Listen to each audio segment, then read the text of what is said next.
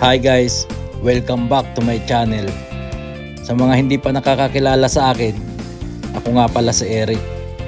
Today, very special at medyo emo yung vlog natin kasi malapit na akong umalis. Sa kasamang palad, hindi na ako nirenew ng aking employer. Natatapos na ang kontrata ko. Kaya naman, sinulit ko ang mga araw ko dito. First up, syempre, ang mga sikat na wood carvings dito sa lugar namin. Grabe talaga ang talent ng mga gumagawa dito. Kaya bago ako umalis, nagpapapicture na talaga ako sa iba't ibang wood sculpture dito. Alam mo yun, parang may souvenir memories kahit biglaan ang lahat. Nakakamangha, bawat detalye ng carvings. Hindi ko in-expect na mamimiss ko sila, literal. Iba yung feeling na pag alam mong farewell na talaga. Hindi rin pwedeng palampasin ng mga bundok dito.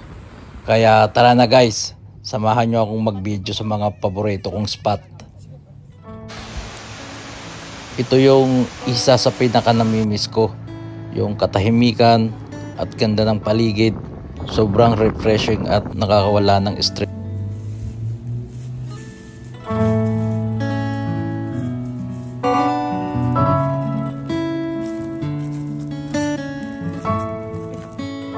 Nakakalungkot man na maghihiwalay na kami ng lugar na to. Masaya ako na ang dami kong naipon na memories. Hindi pera guys ha. Nagpapasalamat ako sa lahat ng nag-support sa akin dito. Mga kaibigan, katrabaho at syempre sa inyo na nanonood.